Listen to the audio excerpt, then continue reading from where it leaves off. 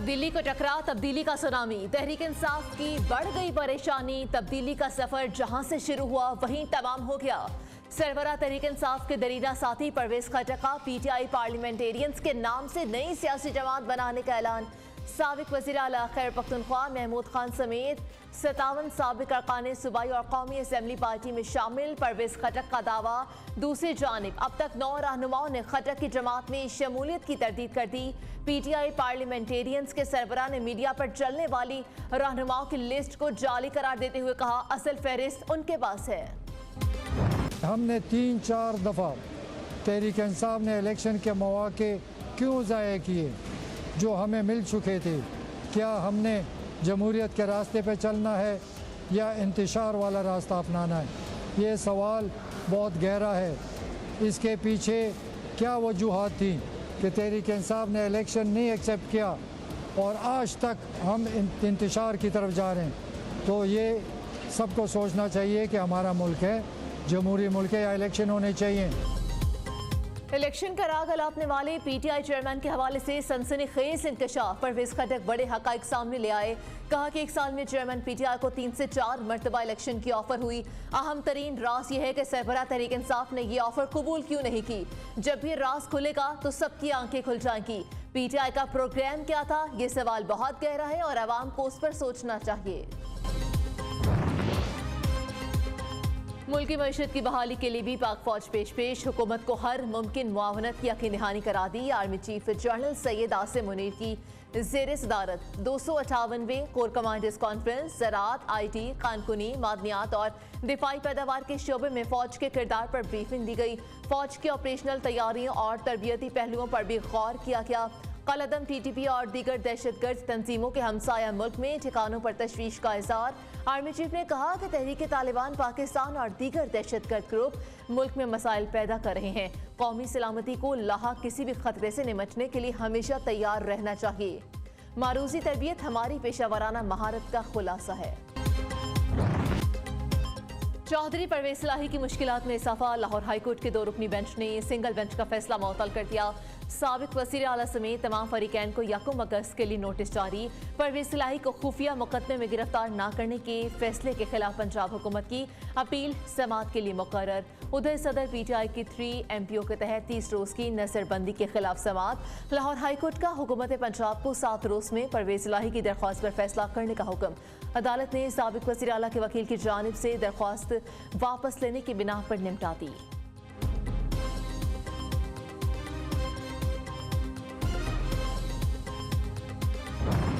पेश न होने का बहाना, वो भी पुराना। जान को खतरात लाहक हैं। इंक्वायरी रिपोर्ट लेने नैब ऑफिस नहीं आ सकता। चेयरमैन तहरीक इंसाफ ने तोशाखाना केस में इंक्वायरी के लिए नैब में पेश होने से माजरत कर ली। पीटीआई सरबराह ने तहरीरी तौर पर आगाह कर दिया। दूसरी जानिब तोशाखाना केस का ट्रायल रोका जाए और हुक्म इम्तनाई दिया जाए। चेयरमैन पीटीआई की दरख्वास्त पर इस्लामाबाद हाईकोर्ट में समाअत। चीफ जस्टिस आमिर फारूक ने रिमार्क से कि अपील पर मुनासिब ऑर्डर पास करूंगा।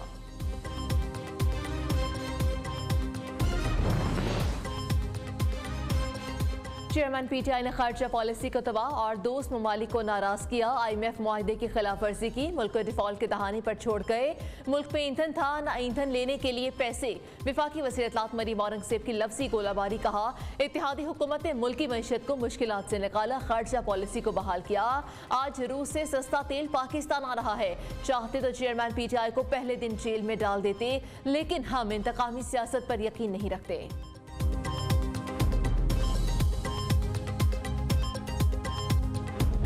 असेंबली जो है वो अपने मुद्दत पूरी करेगी। केयर टेकर सेटअप आएगा। आम इंतखाबात की तरफ हम सब जाएंगे और पाकिस्तान पीपुल्स पार्टी भारी अक्सरियत के साथ जीत कर वापस आएगी और पूरे पाकिस्तान से वापस आएगी जीत कर। आज इसराइल खुलकर पीटीआई के लीडर को बचाने की कोशिश कर रहा है। पाकिस्तान के कानून में कोई माफी नहीं है, वो ओपन एंड शट केसेस है।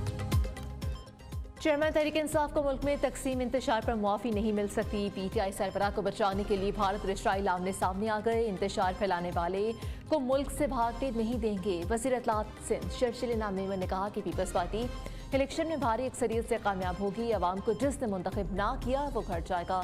MKM सियासी माहौल गर्म करने के लिए बयानात दे रही है। तहरीक इंसाफ का जनाजा है, जरा धूम से निकले। पीटीआई को मुस्तकबिल में टांगा पार्टी की सवारियां भी नहीं मिलेंगी। खैबर पख्तूनख्वा में सीनियर क़यादत की बगावत पीटीआई के वजूद में आखिरी खेल साबित होगी। इस्तेकाम पाकिस्तान पार्टी की तर्जुमान फिरदौस आशिक अवान की तनकीद। फयाजुल हसन चौहान ने कहा, पीटीआई सियासी जमात कम, शरपसंद जमात ज्यादा बन गई है। मुराद सईद जैसे लड़के को प्रमोट करेंगे तो ऐसे ही जमातें टूटेगी।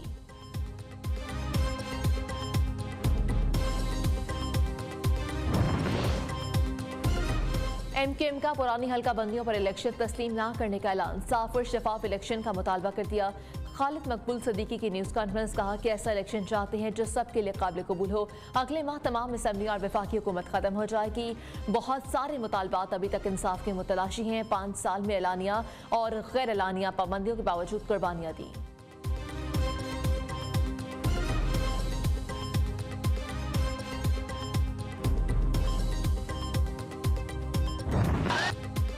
कराची मेट्रोपॉलिटन कॉरपोरेशन काउंसिल का पहला इजलास हंगामा आराई की नज़र। जमात इस्लामी और पीपल्स पार्टी के मुंतखब नुमाइंदे आमने सामने। पीपी अरकान के जीए भुट्टो और जमात इस्लामी के मेयर नामंजूर के नारे। पीटीआई के अरकान भी बाजुओं पर स्यापटियां बांधे इजलास में शरीक हुए थे। हम इनकी तकरीरें सुनने के लिए नहीं आए थे, हम इनके झूठे वादे सुनने के लिए नहीं आए थे। हमने इनको 15 साल से देखा हुआ है, परखा हुआ है, जांचा हुआ है और उसके नतीजे में हम ये समझते हैं कि पीपल्स पार्टी कराची दुश्मनी करती है। आइंदा से मेयर कराची को सिलेक्टेड लिखा और पुकारा जाएगा। हाफिज नईमुर रहमान का ऐलान। अमीर जमात इस्लामी ने कहा कि पीपल्स पार्टी को कराची दुश्मनी छोड़नी होगी। 15 साल पीपी को देखा और परखा, ये आवाम के हक में नहीं। मेयर कराची मुर्तज़ा वहाब भी पीछे ना रहे, खूब तंज के तीर चलाए। कहा, फिरौन का दर्द खत्म, दौर खत्म हो गया। बदमाशी की नहीं, खिदमत की सियासत चलेगी। ये गरूर, तकब्बुर और खुद पसंदी कब तक चलेगी? हाफिज नईम को शेरवानी पहननी है तो। पंजाब में सैलाब की तबाहकारियां। हेड सुलेमानकी के मकाम पर दरिया सतलुज बिफर गया। लाला अमर सिंह और गांव भोंजी के करीब 2 हिफाजती बंद टूट गए।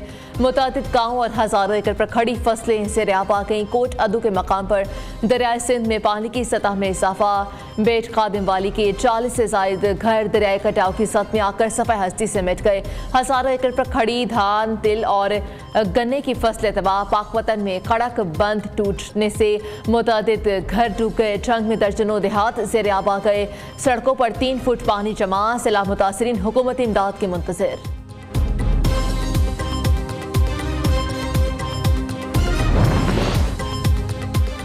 फौरी इंतखाबात नजर नहीं आ रहे। कौमी हुकूमत बनते देख रहा हूँ जो लंबे अरसे तक चलेगी।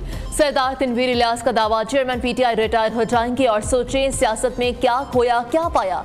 साबिक वज़ीर आज़म आज़ाद कश्मीर ने senior anchor person Nasrullah Malik से गुफ्तगू। कहा कि परवेज खटक जोड़ तोड़ के माहिर हैं, नई पार्टी बनाकर बड़ा छक्का मारा है। मुहर्रम नए हिजरी साल का आगाज। खिलाफ काबा की तब्दीली का रूपरवर और पुरवकार दिन आज। रवां बरस खिलाफ काबा की तैयारी में 120 किलो सोना, 100 किलो चांदी और 670 किलो रेशम इस्तेमाल किया गया। खालिस कुदरती रेशम से बना 14 मीटर ऊंचा खिलाफ काबा 4 हिस्सों पर मुश्तमिल होता है। सोने और चांदी से कुरानी आयात मुज़य्यन खिलाफ खाना काबा के चारों इतराफ को ढांपते हैं।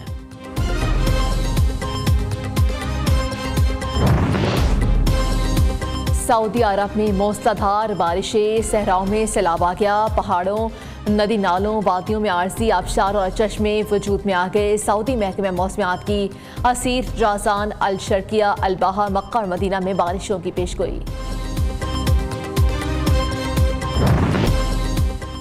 खवातीन का हिजाब पहनना जरूरी नहीं तो कार्रवाई होगी। ईरान में पुलिस एक बार फिर से इन एक्शन।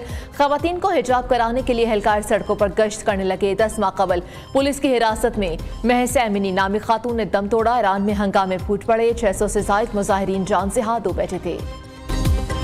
फनकारी पर 2 पाकिस्तानी गुलकारों की फनकारी। ये गाना तुमने नहीं मैंने लिखा है। आयमा बेग और शिराज उपल आमने सामने गाना फनकारी शकील सुहेल के साथ मिलकर तहरीर किया।